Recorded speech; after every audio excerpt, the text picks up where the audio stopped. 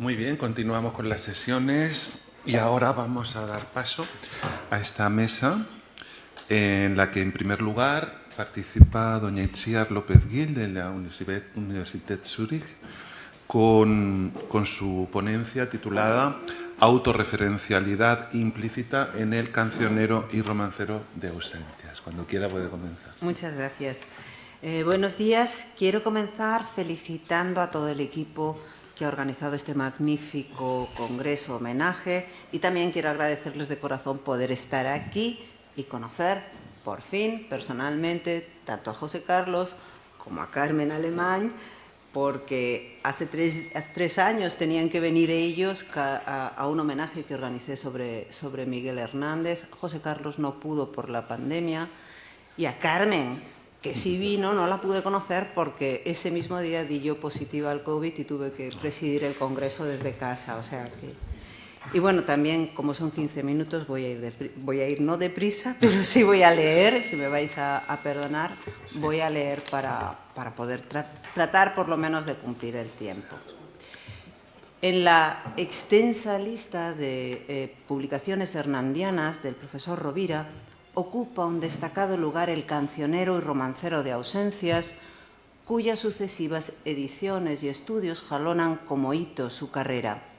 En varios de estos trabajos destacaba que en su etapa final Hernández sintetiza el autorretrato, entendido como decir quién soy, con el autobiografismo que a menudo le lleva a recrear situaciones vitales propias como la muerte de un hijo, el nacimiento de otro, la cárcel, etc.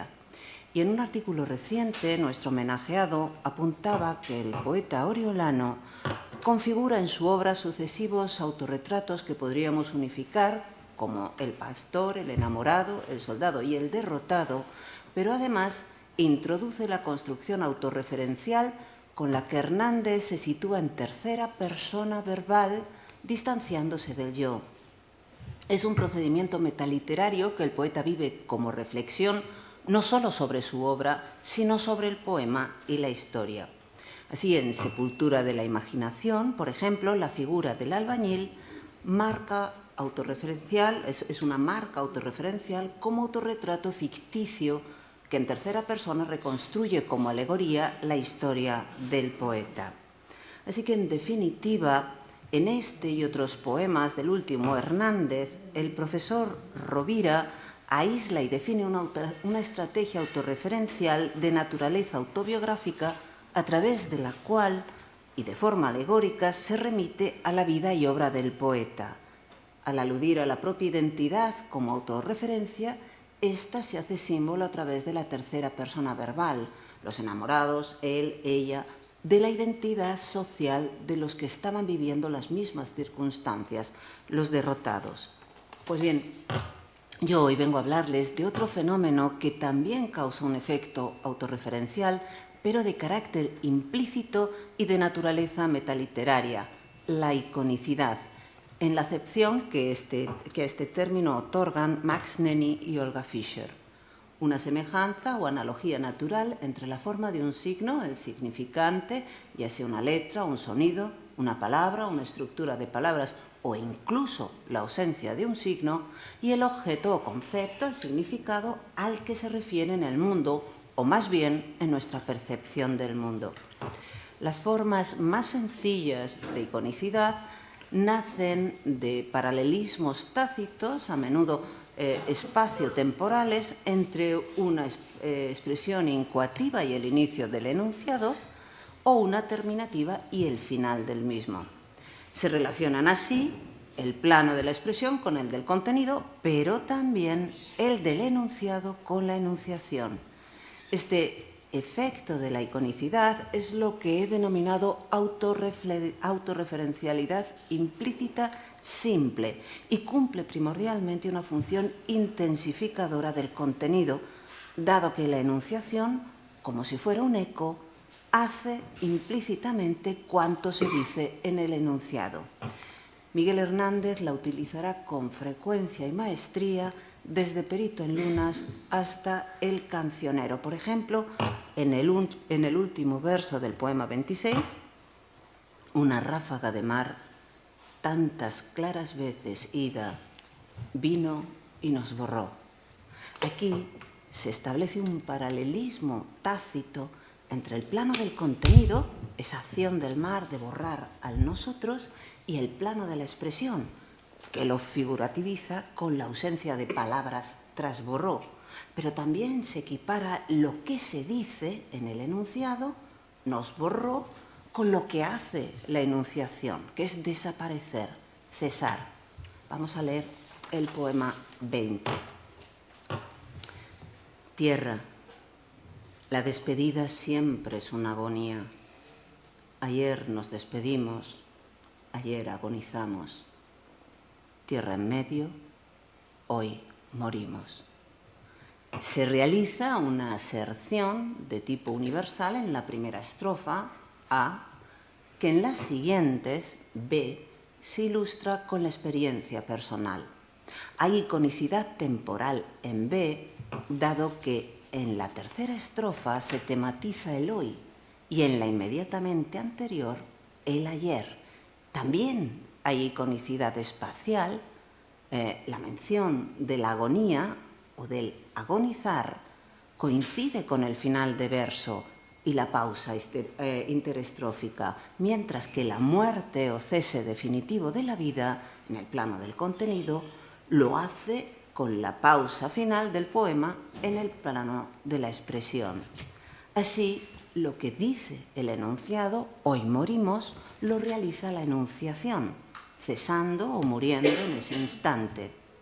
Observen además cómo la tierra del verso 1 pasa a ser tierra en medio, en un verso en medio del poema. De este modo, tierra y verso se equiparan tácitamente, algo que sucede en otras composiciones, como la 16. Aquí el sintagma bajo tierra se ubica icónicamente bajo todo el poema, homologando los versos y la tierra. Cuerpo del amanecer, flor de la carne florida, siento que no quiso ser más allá de flor tu vida. Corazón que en el tamaño de un día se abre y se cierra. La flor nunca cumple un año y lo cumple bajo tierra. Además, fíjense cómo el cuerpo del amanecer coincide con el inicio o amanecer del poema y la duración de la segunda cuarteta figurativiza la del año, puesto que el niño y la flor llegan al final del año y de la cuarteta estando ya muertos y bajo tierra.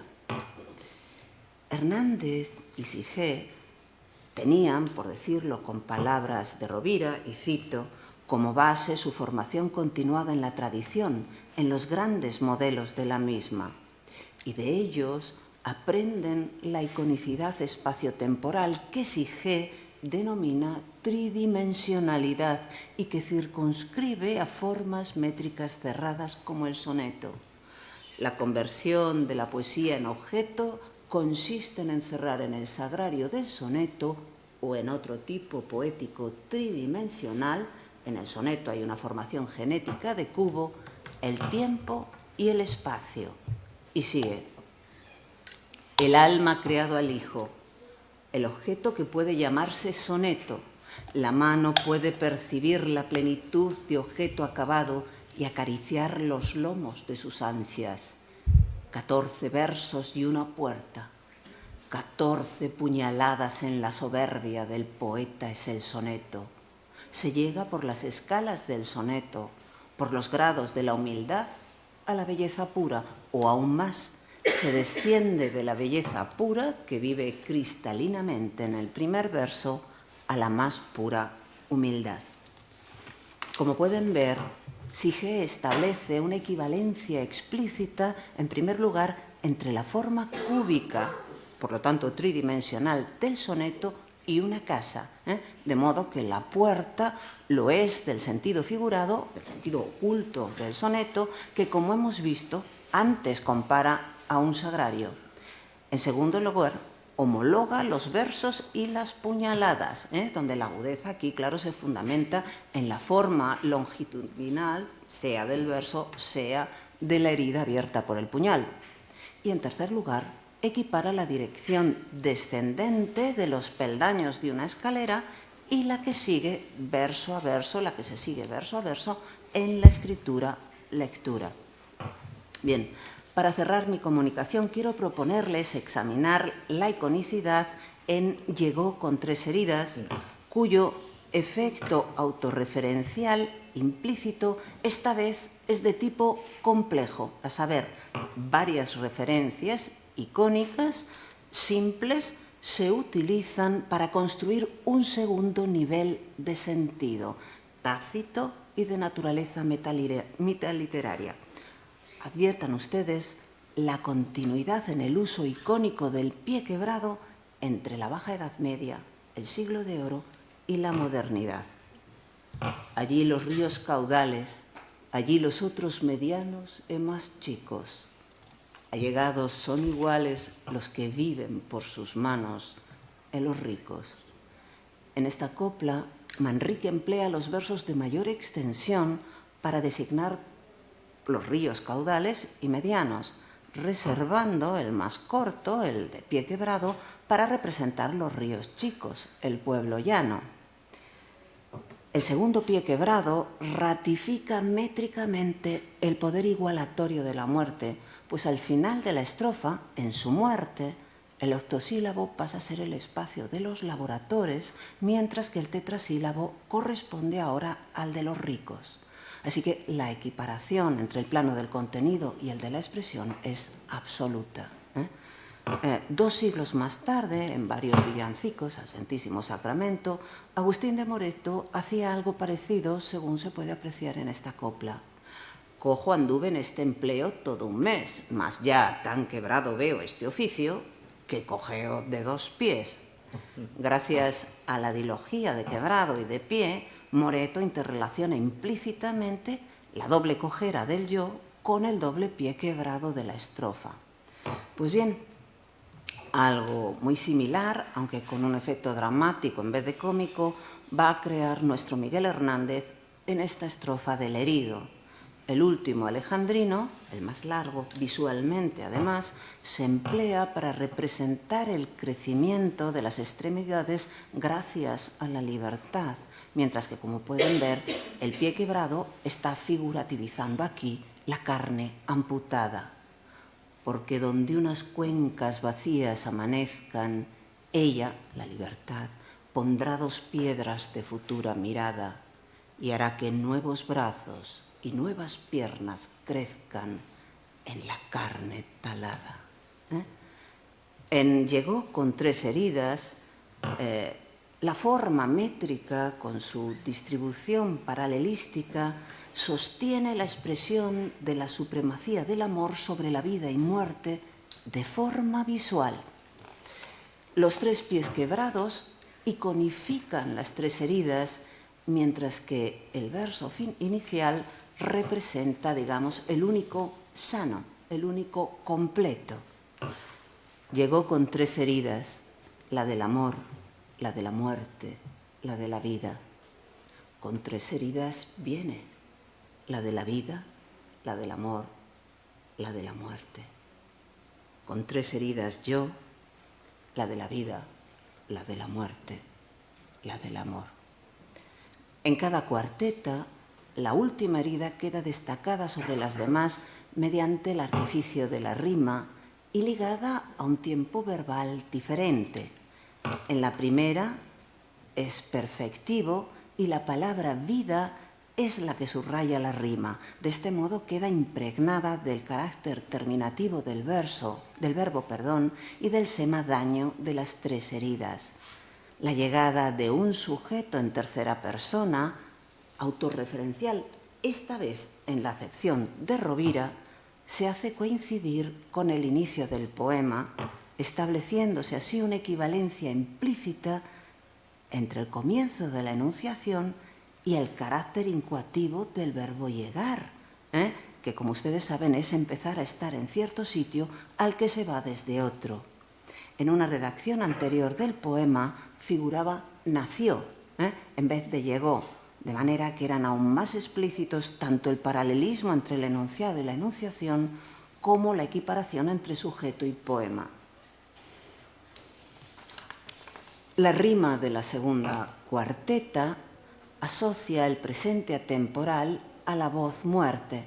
Se describe el desplazamiento de una tercera persona, la de la estrofa 1, a juzgar por las heridas, hacia un espacio próximo al yo, puesto que viene.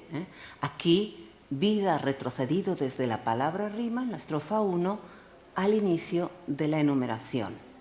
Por el contrario, la muerte y el amor han avanzado un puesto. El amor ocupa el segundo lugar y la muerte es ahora la palabra rima. En la tercera estrofa desaparece toda forma verbal. Desde la temporalidad, un yo habla en primera persona. La palabra rima, amor, ha avanzado y ahora ocupa el lugar más destacado de la estrofa final y del poema.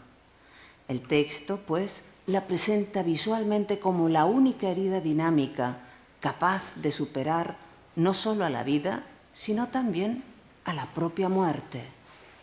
Nótese, además, que la tercera persona en la estrofa 1, a través de la muerte, en la estrofa 2, pasa a ser la primera persona en la estrofa 3.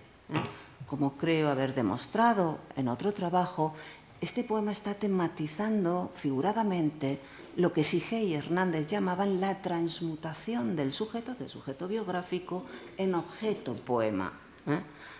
Así que la tercera persona, aquí autorreferencial en la acepción de Rovira, se convierte al final en objeto poema que habla de sí mismo en primera persona y queda asociado al amor a través de la rima.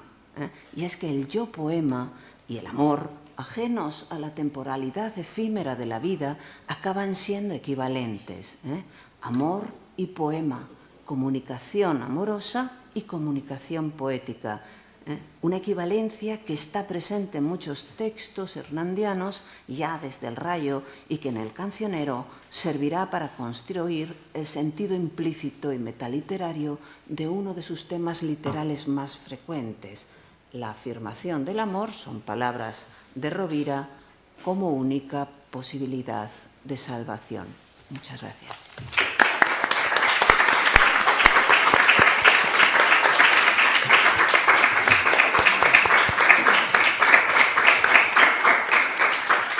Muchas gracias y a continuación tiene la palabra el profesor de la UNAM, de la Universidad Nacional Autónoma de México, don José Eduardo Serrato Córdoba, que va a presentarnos su ponencia titulada La pintura de Jean Van Eyck en la obra de Sergio Fernández.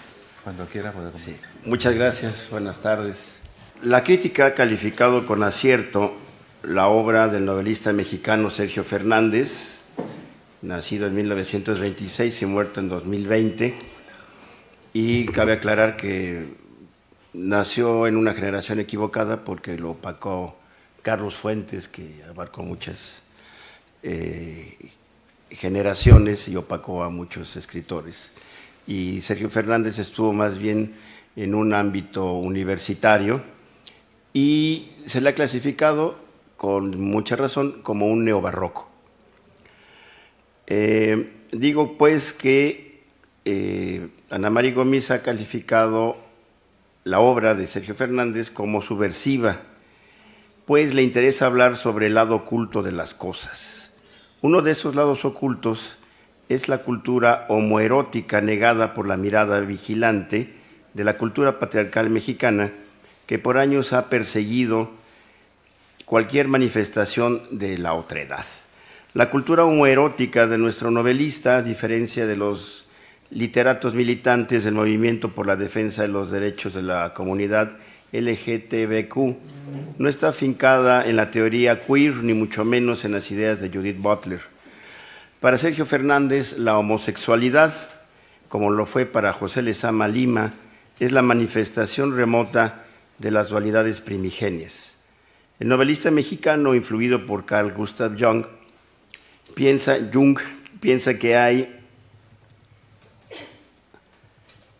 un ánimus masculino y un ánima femenina que combaten en la psique humana y que de esta lucha nacen las grandes obras.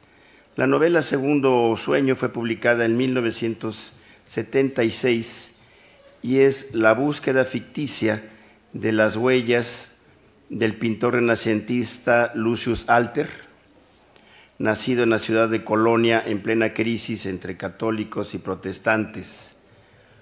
Julio, narrador de esta historia, maestro de arte y experto en pintura renacentista alemana, viaja a Colonia a mediados de la década de los 50 para consultar los archivos perdidos del maestro Adler, que según constan en la historia del arte bávaro, también ficticia, fue un artista que influyó en Durero, Jan van Eyck, Matthias Grünewald, Hans Buldengren e incluso el Greco. Fernández establece un juego ekfrástico cuyos códigos los desciframos si seguimos las pistas biográficas que entrecruzan las vidas de Jan van Eyck, Antonio Moro y Hans Buldengren. Me permití este juego. ¿Cómo lucirían las pinturas de este autor ficticio por medio de la inteligencia artificial? Y una artista plástica me dijo, pues entra a esta plataforma, Leonardo Inteligencia Artificial, y mezcla y puedes recrear más o menos estas variantes de estos cuadros. Este es un posible cuadro del imaginario Lucius Adler. Este es otro, que ya más adelante les diré las variantes que hay con los modelos originales. Y esta es la última, las variaciones de un tema de Cranach. Bueno, digo que Sergio Fernández hace referencia a al tríptico de la Virgen, también ficticio, que me parece que alude al altar de Nuestra Señora o tríptico de Miraflores, de Biden, y otra obra maestra más de Lucio Adler, que se conoce como La Venus del cementerio de Lovaina, está inspirada en Las Edades y la Muerte de 1541 y Eva y la Serpiente y la Muerte de Buldengren. Y hay otro cuadro ficticio, El matrimonio del duque de Álava, que tiene una pista ficcional relacionada con un cuadro del retrato del matrimonio del doctor Johann y Ana Cuspinian de Lucas Cranach el Viejo. Y por supuesto también hay presencia en los cuadros imaginarios del famoso Duque de Alba, el retrato del Duque de Alba, hecho por Tiziano. Para Sergio Fernández es muy importante la figura del andrógino. Cuenta el autor en sus memorias que en una ocasión María Zambrano le advirtió: si te vas para Alemania, eso le dijo, si te vas para Alemania te vas a encontrar con el demonio. Segundo Sueño es la autoficción del encuentro del demonio interno cuando el novelista vivió en Colonia como profesor. Se inventó un alter ego para describir una serie de cuadros imaginarios que pusieran en abismo sus ideas sobre el arte, la belleza, la maldad y el amor homosexual. Críticos como Eugenia Revueltas y María Pía Lamberti consideran que Segundo Sueño está regido por el influjo de Proust. Considero que más bien sigue el camino lesamiano de Paradiso. En este sentido, en el sentido de describir por medio de la éfrasis el bosque de símbolos que sobreviven en el arte y la psique humanos. La novela es muy junguiana porque la psicología de los personajes está cifrada en la simbología y arquetipos alquímicos que el psicoanalista suizo estudió en sus obras más importantes. Nuestra cultura, decía Sergio Fernández, nos mutiló saliendo de ese chorro de sangre un cuerpo bicéfalo, el machismo y el feminismo, naturalmente enemigos recíprocos, amigos envenenados y confusos. Sergio Fernández indaga en la dualidad metafórica del andrógino original que se oculta en el inconsciente colectivo del arte. Por eso, su lectura es subversiva de los grandes maestros del Renacimiento, cuyos códigos culturales escondían filosofías que como en su momento demostró Francis A. Yates, estaban prohibidas por la ortodoxia religiosa. Fernández, inspirado por la maestra inglesa, hizo un recuento del arte del 480 para recuperar los arquetipos sagrados del tarot y de la alquimia que han sobrevivido hasta nuestros días con un disfraz de santidad y ortodoxia. La figura del andrógino simboliza entonces autoconocimiento y ruptura con lo convencional. El novelista supone que si en todo punto luminoso subyace la oscuridad, en toda belleza hay una secreta deformidad, es en esa hierofanía que se vislumbra con el arquetipo del andrógino. Es en los rasgos íntimos del retrato en donde los pintores guardan sus misterios. En una sonrisa se esconde el adulterio, o en el tono de la piel se guarda el placer del pecado nefando, y es una la mirada arrepentida que contempla el horizonte, que delata al culpable que nadie nombra, solo el trazo del pincel. El método para entrar en ese mundo secreto, según Julio, que es el alter ego de Sergio Fernández, son los saberes esotéricos que, al igual que en Paradiso, nos revela el arcano quinto del tarot, la imagen del hierofante.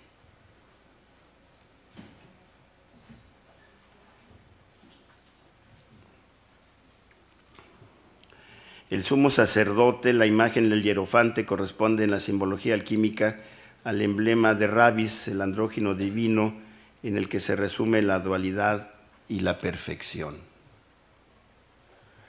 Lucio Salner no solo era el más destacado retratista de la corte española y germana, también era un sabio estudioso de la filosofía neoplatónica de Ficino y Pícoro da Mirandola. Estudió los manuscritos prohibidos de Hermes Trismegisto y sentía una secreta desconfianza por el protagonismo teológico de Martín Lutero, a quien veía como un líder peligroso que podía llevar a la ciudad al caos y la destrucción. Lucius estaba en la cumbre del arte cuando sintió la inminente presencia del espíritu rebus, el hermafrodita sagrado de los alquimistas, simbolizado en el arcano quinto, que en esa mañana de abril de 1535 llegó a su destino por medio de las cartas que leyó su hermana María. El día anterior había acabado el cuadro que la posteridad conoció como el matrimonio del duque de Álava.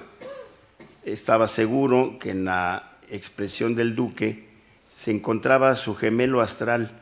La epifanía le garantizaba la aparición del arcano hierofante y su corte de hermafroditas, que está en este. El cuadro titulado El matrimonio del duque de Álava, que es una variación de este cuadro, encierra el relato homoerótico entre el pintor y el duque.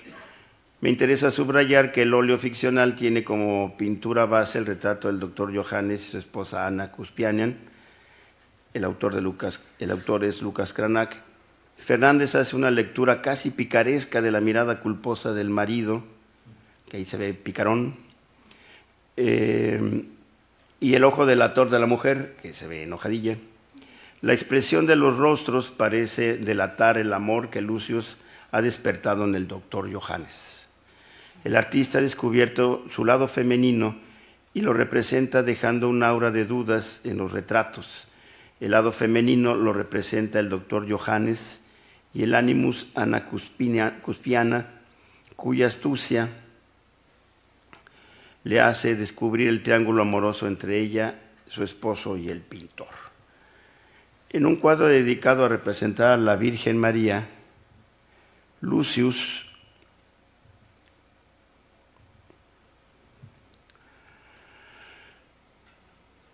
Dejó plasmado su interés por la dualidad sagrada oculta en las escrituras. En uno de los paneles del tríptico de la Virgen pintó del lado izquierdo a Adán y del otro lado a Eva, desnudos. El cuadro alude al famoso políptico de Gante, de Van Eyck.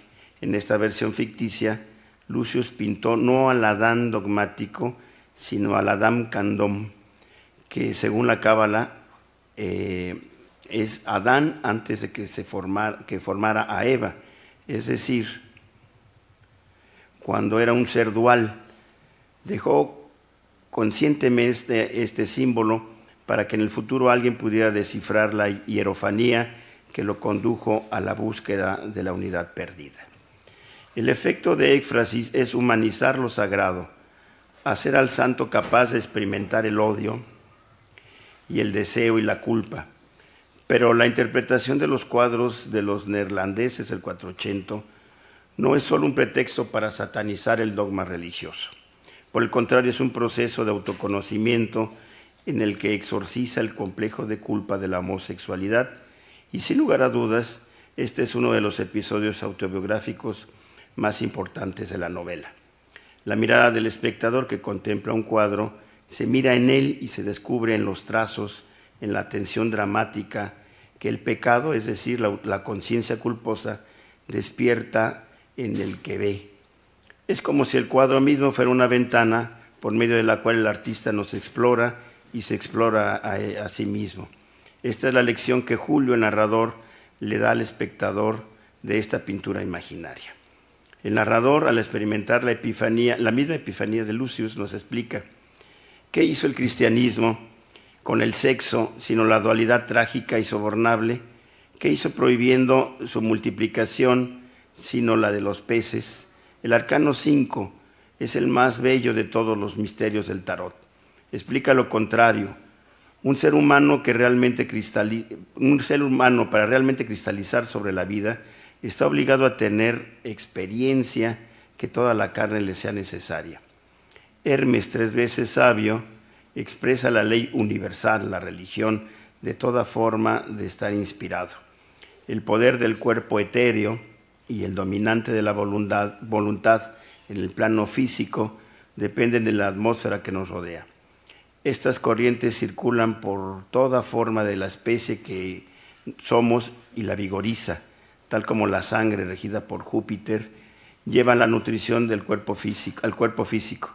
Su ciencia oculta es la masonería, que trata en particular de las emociones engendradas por el sexo, de la evolución del alma humana y sus manifestaciones en los 3 planos del ser, como lo hacen ver sus signos, símbolos y virtudes.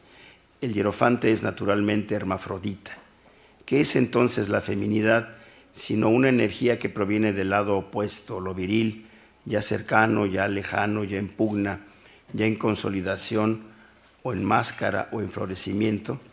Hasta allí la cita de Sergio Fernández. El siguiente grado de la hierofanía de Lucius Allner tiene que ver con la transformación del cuerpo, proceso que los alquimistas llamaron nigredo. El pintor imaginario creó un cuadro que tituló Venus en el cementerio de Lovaina. Según lo describe Julio, el narrador es un cuadro doloroso. Fernández nos deja pistas para que tengamos un referente en la imaginación. Estas pistas son, como vemos, Eva, la serpiente y la muerte, y las edades de la mujer, que representa el cadáver de la diosa putrefacto como el de cualquier mortal. Con este cuadro inicia la etapa oscura en la vida de Allner. En esta fase los personajes tienen que superar el miedo a cambiar y aceptar la muerte como una putrefacción. El novelista alude en esta ocasión a la metamorfosis de la edad y la llegada de la vejez y la muerte que pintó Baldung. Solo que hay un giro alquímico que descontextualiza el fatalismo medieval del cuadro para convertirlo en símbolo de las metamorfosis de la materia y la liberación del cuerpo. Segundo sueño es una apuesta por recuperar los símbolos perdidos en el mare magnum del progreso y de la modernidad. Ante la crisis de la razón, Sergio Fernández regresa a los métodos antiguos de la búsqueda interior y a la guía de la intuición como un camino para alcanzar las epifanías del arte. Muchas gracias.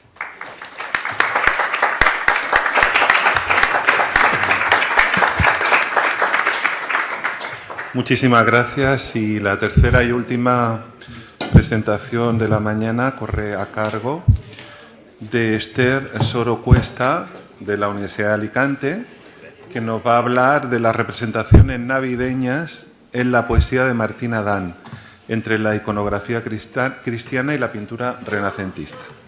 Cuando quieras. Muchas gracias. Brevemente, simplemente agradecer a Beatriz Aracil y a Carmen Alemán la organización de este congreso, que creo que es especial para todas y todos, pero sobre todo también creo que para las personas de la Universidad de Alicante, porque homenajeamos al maestro José Carlos, que, como ha dicho mi compañera María Miranda antes, es maestro, pero también maestro de maestras. Y bueno, voy a comenzar. Bien, como indica el título de mi intervención, mi comunicación está centrada en abordar la representación, la visión de la Navidad que el poeta peruano Martín Adán construye en su poema Navidad, y sobre todo me voy a centrar en profundizar un poco, en la medida en la que el tiempo lo permite, en la influencia de la iconografía cristiana y la pintura renacentista. El poema Navidad apareció por primera vez en diciembre de 1927 en la conocida revista Mauta. Unos años antes, el 25 de diciembre de 1923, José Carlos Mariátegui, principal difusor intelectual de la vanguardia peruana, había publicado en el periódico Información el artículo Navidad en nuestra época. En él, Mariátegui destaca las principales diferencias entre la celebración llevada a cabo en Europa y la del Perú. La primera la caracteriza como la fiesta de la familia, la fiesta del hogar, la fiesta del home. Creyentes y no creyentes celebran Navidad. Navidad, por su carácter, no es, consiguientemente, una fiesta de la calle, sino una fiesta íntima. Navidad se festeja en el hogar. El 24 de diciembre los bazares y las tiendas rebozan de compradores. Todo el mundo se provee de golosinas y de juguetes para sus niños. Como en la noche en que Jesús nació, en un establo, en la Navidad europea nieva casi siempre. Este carácter familiar e incluso consumista contrasta con el tipo de celebración callejera, colectiva y comunitaria que, en palabras de Mariátegui, tiene lugar en el Perú. Abro cita. Probablemente por esto la fiesta de Navidad tiene entre nosotros un sabor, un color y una fisonomía distintos. Navidad es aquí, al revés que en los países fríos, más una fiesta de la calle que una fiesta del hogar. La clásica Nochebuena limeña es bulliciosa y callejera. Nuestra posición geográfica es culpable de que tengamos una Navidad bastante desprovista de su carácter tradicional, una Navidad estival que no parece casi una Navidad. Además de aludir a ese carácter estival de la Navidad peruana, las palabras de Mariátegui parecen remitir a la costumbre limeña de pasar la tarde y la noche del 24 de diciembre en la Plaza Mayor, donde, como recuerda Ricardo Palma, como recuerda Ricardo Palma, en el mes de diciembre en la antigua Lima, se vendían flores, dulces, conservas, juguetes, pastas, licores y cuanto de apetitoso y manducable plugo a Dios crear. Sin embargo, el texto de Mariátegui ignora, probablemente debido a su interés por desvincularse de la tradición occidental, que la celebración en el Perú también tenía un carácter familiar, que había ido en aumento desde los siglos XIX y XX como consecuencia de la influencia victoriana y del imaginario construido sobre todo por Charles Dickens. Así, en este momento, en palabras de Rocío Barceló Quintal, abro cita, la Navidad se disoció de la festividad pública para convertirse en una fiesta familiar. De este modo, la familia se apoderó de las fiestas cristianas para autocelebrarse. Cierro cita. Esta visión de la Navidad, herencia occidental que advertimos en la obra de otros autores peruanos como Abraham Valdelomar, Enrique Carrillo o José Santos Chocano, es la que recupera precisamente Martín Adán en su poema Navidad, que paradójicamente aparece en la revista Mauta que Mariátegui dirigía. Leo el poema a continuación. Tus ojos unen las manos como las Madonas de Leonardo, los bosques de ocaso, las frondas moradas de un renacimiento sombrío. El rebaño del mar bala la gruta del cielo llena de ángeles. Dios se encarna en un niño que busca los juguetes de tus manos. Tus labios dan el calor que niegan la vaca y el asno, y en la penumbra tu cabellera mulle sus pajas para Dios niño. En el poema, que es además el primero que publica el autor, no son visibles los rasgos iconoclastas y vanguardistas que estarán presentes en su novela de 1928, La casa de cartón, ni en las composiciones que publicará en los años sucesivos. Por el contrario, lo que sí se advierte es una visión cristiana e íntima de la Navidad, asociada a la familia y concretamente a la imagen de la madre, así como a los referentes religiosos que recupera de la pintura renacentista y de la iconografía cristiana. La iconografía general de la Navidad ancla sus orígenes en el Nuevo Testamento, concretamente, como ha destacado Luis Monreal y Tejada, en el Evangelio según San Lucas y en los apócrifos de Pseudo Mateo y el Protoevangelio de Santiago. Los principales elementos iconográficos que podemos recuperar a partir de ellos son, en primer lugar, el espacio. En el Evangelio según San Lucas se ubica el nacimiento de Jesús en un pesebre, abro cita, y dio a luz a su hijo primogénito, y lo envolvió en pañales y lo acostó en un pesebre, porque no había lugar para ellos en el mesón, cierro cita. En cambio, Mateo y Santiago hablan de una cueva, más cuando llegó a la cueva ya había alumbrado María al infante, cierro cita, o una gruta. Al llegar al lugar de la gruta se pararon y aquí que ésta estaba sombreada por una nube luminosa. Cierro cita. En segundo lugar, tenemos los personajes. Por un lado, tenemos a los personajes principales, Jesús, María y José, que aparecen en todas las versiones bíblicas, si bien su mayor o menor protagonismo depende de cada una de ellas, especialmente de María y José, evidentemente. Y por otro, cabe destacar también a los pastores y los ángeles que estaban presentes ya en el Evangelio según San Lucas. Abro cita, había pastores en la misma región, que velaban y guardaban las vigilias de la noche sobre el rebaño, y aquí se les presentó un ángel del Señor, y la gloria del Señor los rodeó de resplandor. A estos es necesario añadir la mula y el buey, cuya alusión advertimos en el Protoevangelio de Santiago, aunque conviene puntualizar que dependiendo de la versión, la referencia puede ser también a la vaca y al asno o al buey y al asno. Cito un fragmento. 3 días después de nacer el Señor, salió María de la gruta y se aposentó en un establo. Allí reclinó al niño en un pesebre, y el buey y el asno le adoraron. Entonces se cumplió lo que había sido pronunciado por el profeta Isaías.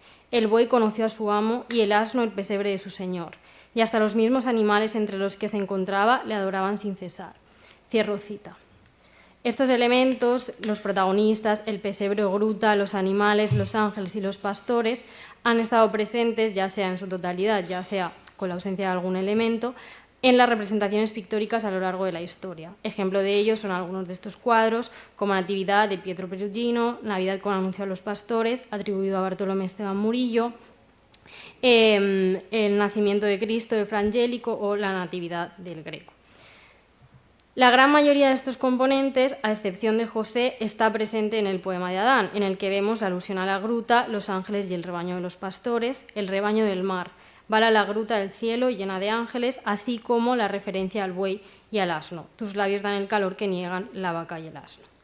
Lo más llamativo es que el poema de Adán alude concretamente al periodo renacentista, que caracteriza como sombrío, los bosques de ocaso, las frondas moradas de un renacimiento sombrío, algo que contrasta con el imaginario de pinturas luminosas y coloridas que todos tenemos en la mente cuando pensamos en el Renacimiento y en cuadros pues, como Giotto, Botticelli, etc. Y precisamente yo creo que Adán parece querer establecer un poco un juego de contrastes en el poema, ¿no? Tras ese momento dulce que supone la Navidad, tanto entendida desde el plano religioso de celebración del nacimiento de Jesús como desde el popular de encuentro, familiar y alegría, parece haber escondido un cierto sentimiento de amargura perceptible en la configuración de ese espacio oscuro, los bosques del ocaso, bala la gruta en la penumbra, o en la negación del calor por parte de la vaca y el asno. Y bueno, a mí esto me ha recordado un poco a la representación de Leonardo da Vinci de la adoración de los Reyes Magos, que bueno, es un lienzo que se encuentra inacabado y probablemente por eso, ¿no? advertimos esa diferencia entre los tonos de la parte superior, que es mucho más cálida porque no están pintados en muchos casos, y los de la parte inferior, que es más oscura. Y bueno, a mí me ha recordado un poco, me ha permitido establecer ese paralelismo entre el poema de Adán y el cuadro. Evidentemente desconocemos si Adán estaba al tanto de la existencia de este cuadro, pero lo que sí parece evidente es que conocía las Madonas del Florentino, porque alude a ellas en la primera estrofa: tus ojos unen las manos como las Madonas de Leonardo. Según Víctor Lazarev, la línea de representación pictórica de las Madonas, es decir, de las imágenes de la Virgen junto al Niño Jesús, ancla sus orígenes en los frescos de las catacumbas de Roma. A partir de ese momento han sido muchas las imágenes de las Madonas que la pintura nos ha ido regalando, entre las que me gustaría destacar las de Leonardo da Vinci, porque son justamente a las que remite Martín Adán. A propósito de ello, Andrés Piñeiro ha señalado que Abrocita podría tratarse de la Virgen con el Niño de Flores, donde las miradas de María y su hijo se detienen en la complicidad de sus manos, o la Virgen de las Rocas, por su vocación a la Gruta del Cielo y el rebaño del mar. También podría estar tomando como referencia a la Virgen del Uso. Cierro cita. Es cierto que el poema parece guardar una estrecha relación con, por ejemplo, la Virgen de las Rocas, además de, por los elementos mencionados por Piñeiro, por el uso de colores oscuros y la representación del bosque y las frondas. Sin embargo, el empleo del plural, Madonas, de Leonardo, nos hace pensar que el autor no estaba pensando exclusivamente en una única referencia, sino en el conjunto de dos o más imágenes. En cualquier caso, y aunque no podamos recuperar el referente o referentes concretos, si es que los hubo, lo que sí es evidente es que la Madonna adaniana parte de la imagen tradicional de la Virgen, personaje que destaca fundamentalmente por su condición de Jesús, ¿no? Ese ha sido el rol y la función principal con la que se ha identificado a la Virgen a lo largo de la historia, ¿no? Con un papel como madre, no solo gestante, sino también cuidadora y angelical, con todos los valores de castidad, pureza, bondad, que bueno, huelga desarrollar, ¿no? En relación con ello, se podría interpretar que Adán, con ese tú al que se dirige el sujeto poético a lo largo de todo el texto, tus ojos, tus manos, tus labios, hace referencia a la imagen tradicional de la madre, mediante su comparación con la imagen de la Virgen María en la primera estrofa. Desde esta lectura, el tú del poema encuentra su correlato en la figura prototípica de la madre, que es aquella que compensa la oscuridad ya aludida y que da la luz y el amor que la vaca y el asno niegan. No obstante, la comparación madre-virgen no es la única presente en el texto. También aparece un paralelismo entre Dios y un niño. Dios se encarna en un niño que busca los juguetes de tus manos. Ese niño del texto busca entre las manos de la Madre Virgen la felicidad que representan los juguetes, ¿no? Una referencia que pues, evoca a los presentes que los Reyes Magos entregaron a Jesús en el relato bíblico, pero también a la costumbre popular de regalar presentes a los niños de Navidad, y que es una práctica que proviene esencialmente de la época victoriana. De este modo, el poema conecta de alguna manera la celebración tradicional con las costumbres profanas que se originan en la festividad religiosa, pero que con el tiempo van desvinculándose de ella.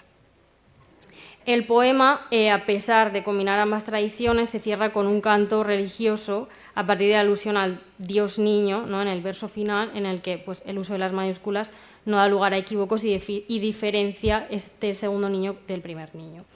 En esta última estrofa, el autor además concluye de nuevo con la imagen canónica de la Virgen, que nos recuerda a su vez al ideal femenino renacentista, ¿no? Ese paralelismo entre el cabello y las pajas pues, nos conduce directamente a la melena dorada de las Donna Angelicata, que bueno, representa el modelo de feminidad por antonomasia.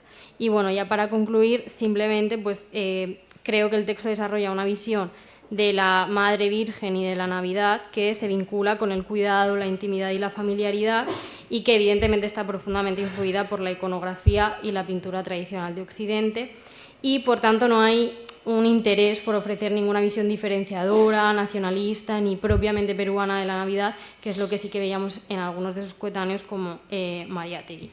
En cambio, Adán pues, nos habla de una Navidad que está teñida de oscuridad, ¿no? Y de melancolía, pero que es paliada gracias al amor de la Virgen Madre. Esto es todo.